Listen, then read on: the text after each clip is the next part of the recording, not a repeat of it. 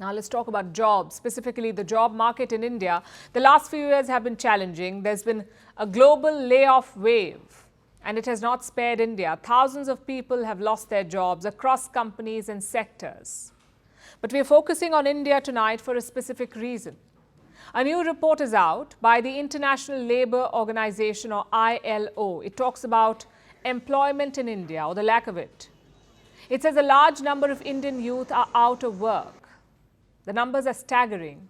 In the year 2000, around 35% of Indian youth were unemployed. By 2022, the number almost doubled. The ILO says about 65% of the youth in India are jobless. 65%. How did this happen? Let me put this figure in perspective. In these 22 years, from the year 2000 to 2022, India's population surged dramatically. More people have entered the workforce, but jobs have not been created at the same pace. So job growth is not matching the population growth. Let me show you another figure from this report. It says 83% of the jobless workforce in India is under 34 years of age. So most of the unemployed people are young, and this is worrying because India's young population is seen as a national asset. It drives the optimism around the future of the Indian economy. Our youth is a major selling point for international businesses too. They want to invest in India to cash in on the youth. Economists celebrate India's demographic advantage. So why can't India capitalize on this youth? Why haven't we been able to create enough opportunities? It was always a tall ask, and the pandemic, it seems, made it worse. Before the Wuhan virus struck the economy, employment among the youth was still rising. Until 2019, the numbers were going up, but the pandemic seems to have reversed the trend. Job creation took a hit, and we are yet to recover. And this is going to be a long-term challenge. More than 50% of India's population is below the age of 25 years. So in the coming years, more Indians will enter the job market. In the next decade, we'll add 7 to 8 million job seekers. So another 7 to 8 million people looking for jobs in India. India will have to create employment for them.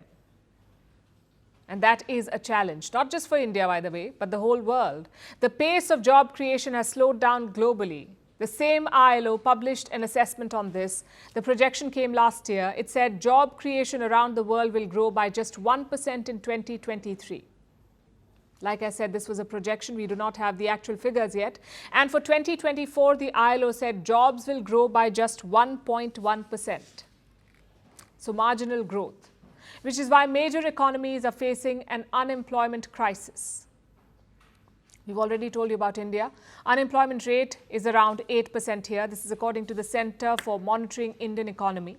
Now look at Europe. Countries like Spain, Greece, Sweden, Italy, Finland, France, they're all struggling. Last year, all of these countries reported an unemployment rate of well over 7%. And China is doing even worse.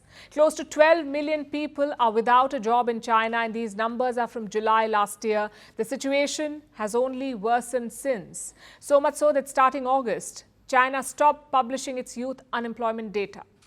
So we don't really know. We don't have the numbers. We don't know how the world's second largest economy is faring on the jobs front. And all these trends are important, these global trends. India should pay attention to them, because if major economies are struggling to create jobs, the impact will be felt in India too.